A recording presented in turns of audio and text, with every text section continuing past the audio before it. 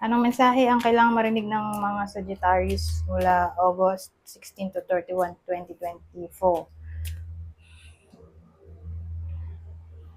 Pwedeng nangyayari na to o mangyayari pa lang.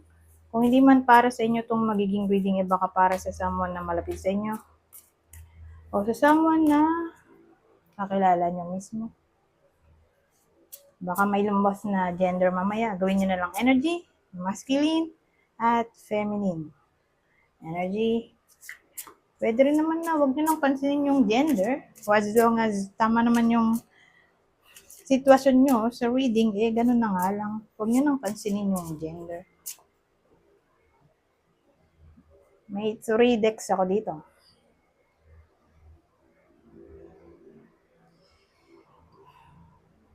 Kung hindi mag-resonate sa inyo yung unang reading, edi i-adjust nyo na lang ang video at hanapin nyo to.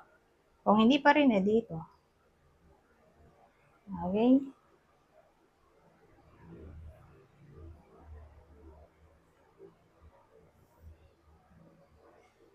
So, magsimula na tayo.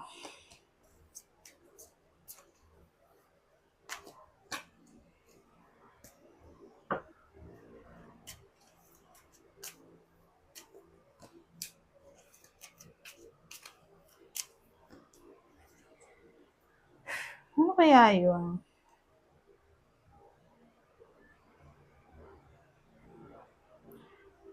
Yung wish ba?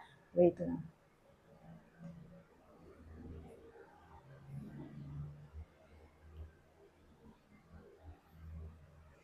Wish hindi mangyayari.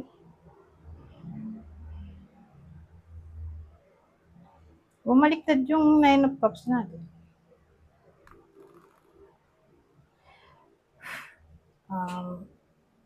So, babae to, di ba? Yung feminine energy na Sagittarius. Dito yung babae ay extrovert, confident, self-assured, may self-control, self-discipline, courageous, strong, ano ba to? Energetic, confident, optimistic, outgoing, assertive.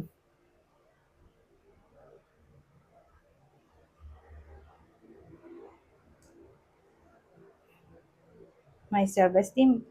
Kumbaga, ito na siguro yung ehemplo ng babae na masasabi mong independent.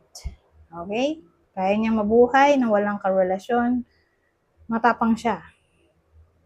Regardless kung in a relationship o hindi yung babae dito, pero siya yung tipo ng tao na independent na. Kaya niya mamuhay alone kasi gumagawa siya ng sarili niyang income, hindi siya dumidepende sa kahit sino para mabuhay.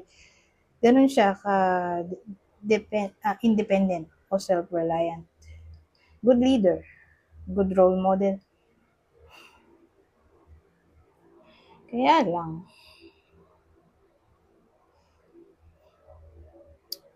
sa case na to, para bang may wish siya eh. Kaya lang nga hindi magkakatotoo. So, iniisip ko, ano kaya yon? Para kasi may gusto pa siyang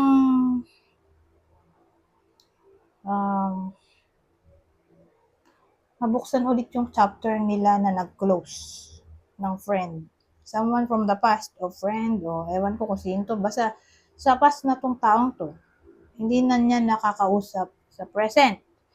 Na parang gusto niya ng second chance o new beginning mula sa tao sa past. Pero for some reason, hindi nga mangyayari. Pero August 16 to 31 lang naman to. Hindi naman to forever. Pero ganun yung energy. At babae lang yung tatamaan ng reading na to of feminine energy.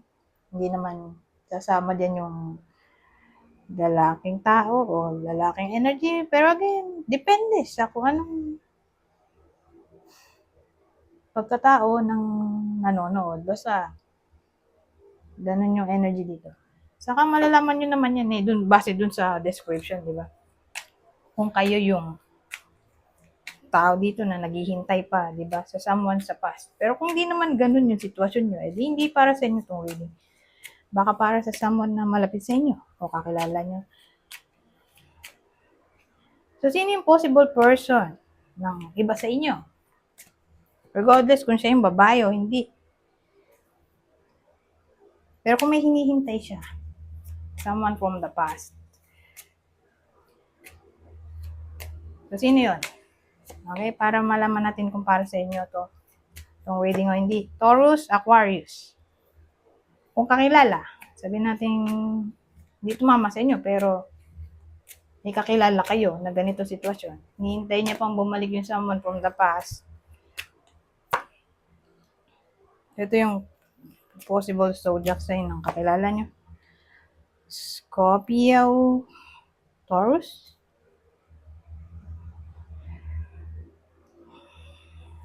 Sagittarius nga pala to, ano? Sagittarius reading. Oh, ay, dalawa pala. Ring at the book. Ano yun? Secret of private engagement. O pwede para sa iba sa inyo. O siguro, may proposal dito. Pero gaganapin sa lugar na may privacy. So again, engagement o confession ng feelings na yun nga, nandiligaw o may nagugustuhan, parang mag-open up ng feelings. Pero sa private na lugar o private na device, kasi pwede rin naman sa text lang, di ba? Text call, walang may alam nun kung di kayong dalawa.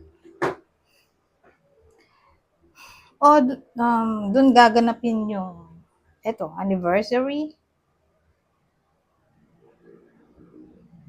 sa somewhere na private nga. Walang may alam. Kundi kayong dalawa lang. O friends nyo, limited na tao lang ang may alam. Private wedding, private contract, ano pa ba to?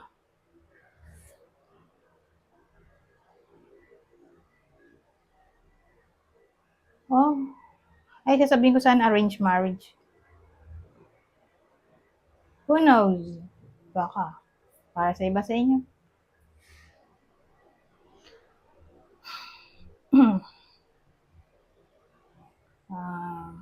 Ring. Ano pa ba itong ring na to? Book. Ring.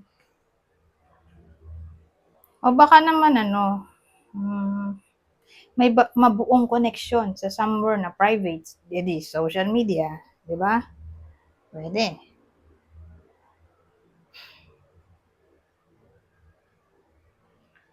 O baka may mag-promise o promise sa iba sa inyo, pero dun nga sa lugar na walang tao o tahimik. O kayo yun, mag-open up ng idea o feelings. Kasi pwede rin namang vice versa to eh. Dun nga sa somewhere na private o dun sa social media. Na kayo lang yung magka-chat.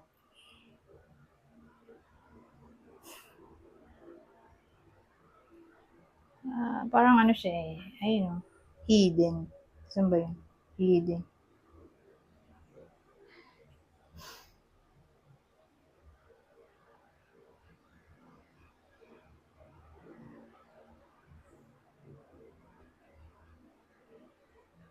O baka secret proposal to o secret connection.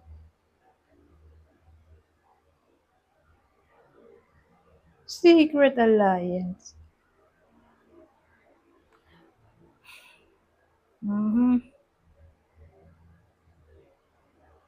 Wala na akong maisip eh. Doon lang siya tatama kasi sa secret. O private. Research kaya. Pwede ba to?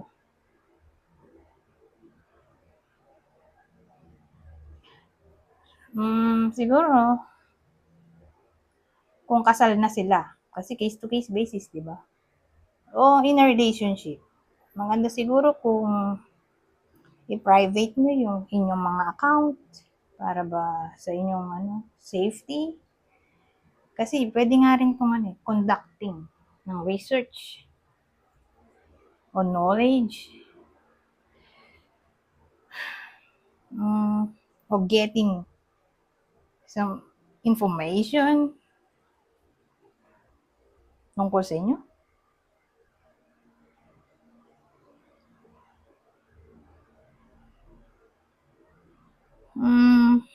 Pero kung ang trabaho ng iba sa inyo o kakilala nyo ay counseling, mas lalo siyang gagaling. Counseling o coaching, ayan. O pwede rin namang educator in general. Mag-gain siya ng expertise o mastery sa kanyang trabaho.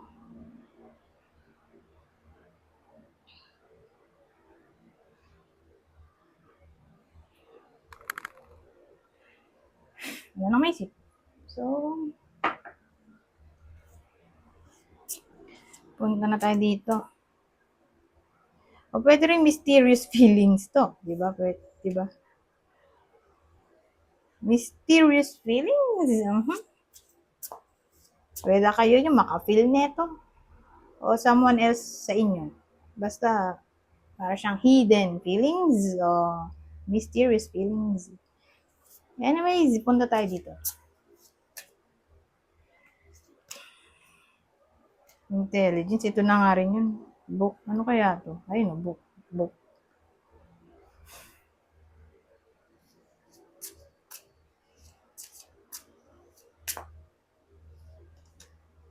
Libra. Ayan, sa Sagittarius na tayo. Ano kaya yun? Kung ididikit natin to dito, yung sinasabi ko, mag-ingat kayo sa privacy nyo. I-private nyo yung account nyo. Mag-ingat kayo sa Libra. Baka sila yung nagko-conduct ng research kasi, di ba, form ng intelligence yung pag-acquire ng knowledge. Baka Libra yung stalker ng iba sa inyo.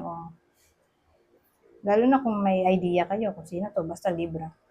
Siya yung nagiging ng knowledge. Nag-i-stalk ba? Nagpa-pry? Sa iba sa inyo? Pero kung wala kayong kilalang ganon, so ito yung possible clue. O sabihin natin, may kilala kayo. Anak nyo, kapatid, friend. So, sabihin natin walang bad blood sa pagitan yung dalawa. Hindi kayo mag-aawa. Magiging siya ng somewhat knowledge, wisdom siguro. Sa August 16 to 31, baka may attendan siyang seminar, group study, o anything na may kinalaman sa pag-gain ng knowledge o papatas ng IQ o intelligence. O baka maging studious siya. Yung taong to, Libra. Sa ganitong panahon, August 16 to 31. Wala na akong maisip. Anyways, hanggang dito na lang. Goodbye. For now.